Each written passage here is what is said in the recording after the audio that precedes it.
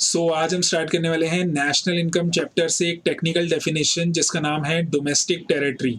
बहुत बच्चों को इसमें बहुत ज़्यादा कन्फ्यूजन होती है। एकदम क्रिस्टल क्लियर कर दूंगा और एक एक वर्ड की एनालिसिस करवा दूंगा, जिससे इसके बाद आप इस टॉपिक पे कभी भी नहीं अटकेंगे। उसके बाद कुछ क्वेश्चंस की प्रैक्टिस करेंगे, जिससे डोमेस्टिक टेरिटरी हमारा पूरा टॉपिक बहुत अच्छे से कवर हो जाए। चलिए स्टार्ट करते हैं। सबसे पहले आता है मीनिंग ऑफ डोमेस्टिक टेरिटरी। लेकिन मीनिंग समझने से पहले भी आप ये समझ लेना कि डोमेस्टिक टेरिटरी आपको समझना क्यों है। डोमेस्टिक टेरिटरी में जितने भी गुड्स एंड सर्विसेज प्रोड्यूस्ड होते हैं, उन सब का जब आप एक टोटल कर दोगे, तब वो आपकी निकल के आती है डोमेस्टिक इनकम। जी हाँ, इसलिए हमें डोमेस्टिक टेरिटरी को पढ़ना बहुत ज़्यादा इंपॉर्टेंट है। तो चलिए स्टार्ट करते हैं मीनिंग से।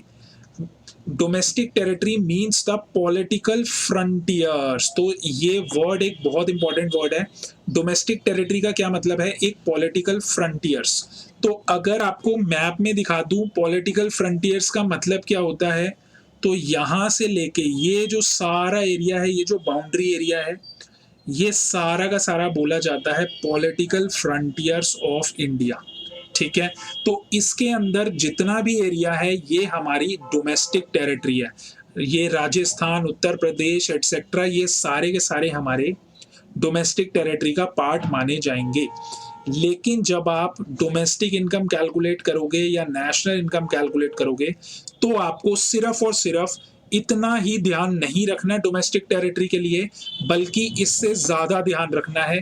क्या क्या ध्यान रखना है? अगर कोई शिप्स एंड एयरक्राफ्ट्स हैं जिसको own and operate normal resident करता है इंडिया का, तो अगर वो हमारी डोमेस्टिक टेरिटरी से बाहर भी चली जाए, यानी कि वो बाउंड्रीज से बाहर भी चले जाए, तब भी वो माना जाएगा इंडिया की डोमेस्टिक टेरिटरी। अगर कोई शिप है या कोई एयरक्राफ्ट है जो कि इंडियन ऑपरेटेड है, इंडियन ओन्ड है, और वो चल रहा है रशिया से लेके चाइना के बीच में, लेकिन वो उसका ओनर कौन है? इंडियन नॉर्मल रेजिडेंट है, तो वो शिप एंड एयरक्राफ्ट इंडिया की डोमेस्टिक टेरिटरी मानी जाएगी, इररिस्पेक्टिव कि वो हमारी पॉलिटिकल फ्रंटियर से बाहर निकल चुका है।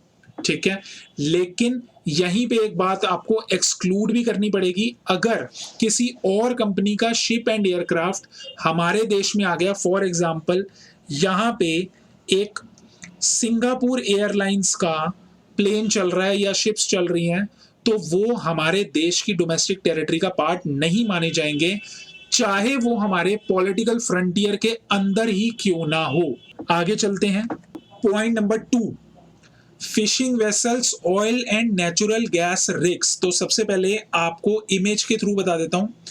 ये है एक शिपिंग वेसल, ये है आपके oil and natural gas rigs या फ्लोटिंग प्लेटफॉर्म्स एटसेट्रा। अगर ये सब ऑपरेट हो रहे हैं इंटरनेशनल वाटर्स में, जहां पे इनके पास एक एक्सक्लूसिव राइट है। अब सबसे पहले यहाँ पे आपको समझना पड़ेगा इंटरनेशनल वाटर का मतलब। इंटरनेशनल वाटर का सीधा सीधा मतलब आप लेमन लैंग्वेज में समझ लो, ना तेरा ना मेरा। इसका क्या मतलब है? ऐसे ओशन का पानी जहां पे ना आपके पास उसके पूरे राइट्स हैं, ना किसी और कंट्री के पास पूरे राइट्स हैं, वहां पे अगर आपकी कंट्री का रेजिडेंट फिशिंग वेसल्स, ऑयल या नेचुरल गैस रिग्स को ऑपरेट करता है, जहां पे आपको एक्सक्लूसिव राइट्स हैं ऑपरेट करने के, तो वो भी आपकी डोमेस्टिक टेरिटरी का पार्ट मान लिया जाएगा, क्योंकि इंटरनेशनल वाटर ना तो तेरा है ना मेरा है। तो अगर एक इंडियन फिशरमैन इंटरनेशनल वाटर्स में अपना कोई फिशिंग वेसल या oil and natural gas rigs चला रहा है, तो वो इंडिया की डोमेस्टिक टेरिटरी के अंदर आएगा। आगे बढ़ते हैं। पॉइंट नंबर 3 आता है embassies, consulates and military establishments. तो एम्बेसीज, कॉन्सुलेट्स या मिलिट्री एस्टैब्लिशमेंट्स के कुछ एग्जांपल समझ लो। एम्बेसी का सबसे पहले मतलब समझ लो, या कॉन्सुलेट का मतलब समझ लो। These are basically the offices जो कि आपकी कंट्री का इंटरेस्ट को प्रमोट करते हैं, या समझ लो आपकी कंट्री के ट्रेड एंड कॉमर्स को प्रमोट करते हैं दूसरी कंट्री में जाके। For example Indian embassy China में हो सकती है, इंडियन एम्बेसी यूएसए में हो सकती है। In the same way USA की एम्बेसी इंडिया में, रशिया की एम्बेसी इंडिया में, ऐसे एक दूसरे की कंट्री में एम्बेसीज, कॉन्सुलेट्स या मिलिट्री एस्टैब्लिशमेंट्स को ओपन किया जाता है for the purpose of promoting the interest of own country. ठीक है, तो एम्बेसीज, कॉन्सुलेट्स या मिलिट्री एस्टैब्लिशमेंट्स, अगर मैं दोबारा से इंडिया का मैप आपके लिए बनाऊं तो ये तो हो गए पॉलिटिकल फ्रंटियर्स ऑफ इंडिया। लेकिन यहां से बाहर, फॉर एग्जांपल चाइना में समझ लेते हैं एक इंडियन एम्बेसी है, और ये इंडियन एम्बेसी हमारे पॉलिटिकल फ्रंटियर से बाहर है, लेकिन उसके बावजूद भी ये इंडिया की डोमेस्टिक टेरिटरी का पार्ट माना जाएगा। तो पॉलिटिकल फ्रंटियर से बाहर भी बहुत सारी चीजें आती हैं, जिसमें से एक है इंडियन एम्बेसी, कॉन्सुलेट्स या मिलिट्री एस्टैब्लिशमेंट्स, जो हमारे पॉलिटिकल फ्रंटियर से बाहर है। आगे बढ़ते हैं। हमने अभी तक पढ़ लिए डोमेस्टिक टेरिटरी में क्या क्या और चीजें इंक्लूड होती हैं, लेकिन कुछ कुछ चीजें एक्सक्लूड भी होती हैं। फॉर एग्जाम्पल, सबसे पहले हम समझते हैं एम्बेसीज, कॉन्सुलेट्स या मिलिट्री एस्टैब्लिशमेंट्स दूसरी कंट्री की। तो यहाँ पे फॉर एग्जाम्पल मैंने दोबारा से इंडिया का मैप बनाया, यहाँ पे एक जापानीज एम्बेसी है। तो जापानीज एम्बेसी हमारे पॉलिटिकल फ्रंटियर्स के अंदर आ गई, लेकिन उसके बावजूद भी वो हमारा नहीं माना जाएगा, वो हमारे लिए बिल्कुल भी डोमेस्टिक टेरिटरी नहीं माने जाएंगे, क्योंकि this will be the part of Japanese domestic territory. And finally international organisations, for example United Nations, World Health Organisation, इसके अलावा इंटरनेशनल मॉनेटरी फंड भी आप ले सकते हो। ये सारे के सारे अगर आपके जोग्राफिकल बाउंड्रीज में आ जाते हैं, फॉर एग्जांपल यहाँ पे एक यूएनओ का ऑफिस है, ठीक है, या डब्ल्यूएचओ का ऑफिस है हमारे पॉलिटिकल फ्रंटियर्स के अंदर, तब भी ये हमारी डोमेस्टिक टेरिटरी का पार्ट नहीं बनेंगे। They are not the part of domestic territory for any country. तो ये खत्म होती है हमारी पूरी डेफिनेशन।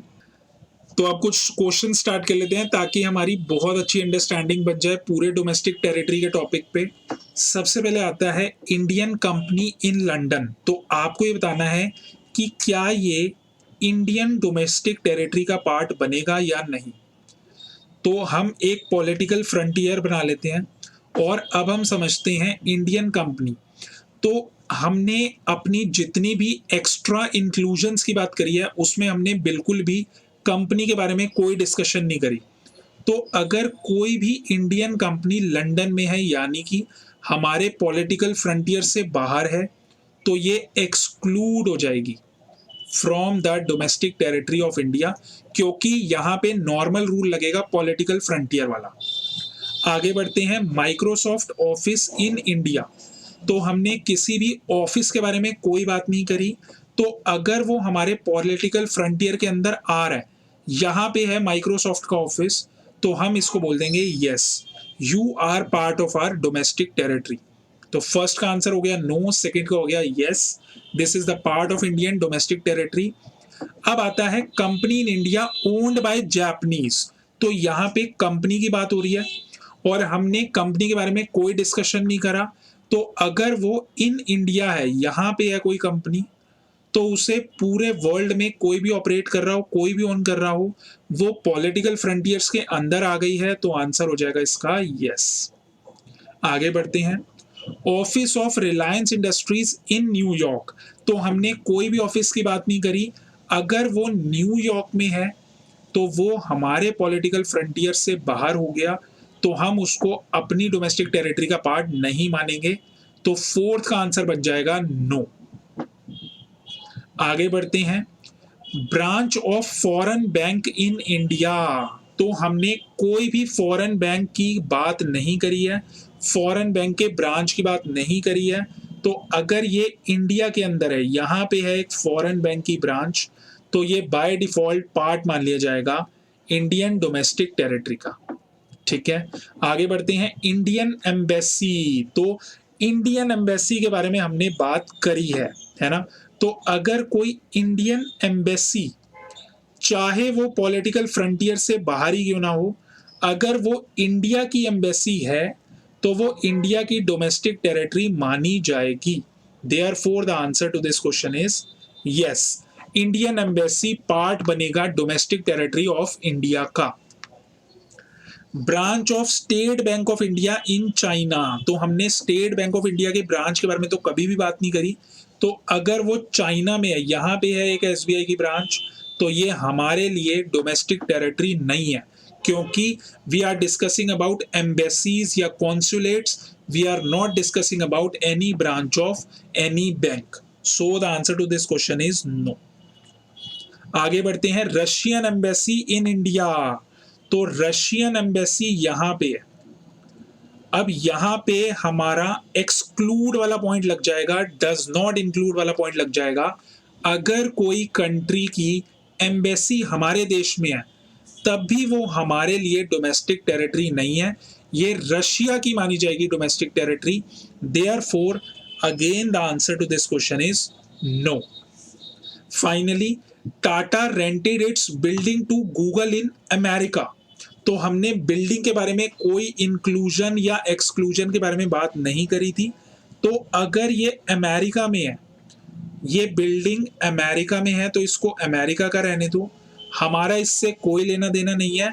टाटा हमारी है, लेकिन हमने टाटा की बात करी नहीं, हमने बिल्डिंग की बात नहीं करी, हमने तो बात करी थी embassies, consulates, ships, aircrafts etcetera. Therefore again the answer to this question is not at all.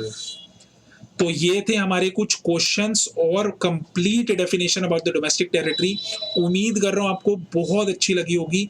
एक बार लाइक जरूर कर देना और शेयर जरूर करना, ताकि आपके सब फ्रेंड्स को बहुत ज़्यादा फायदा हो सके। Thank you so much for listening and God bless you all.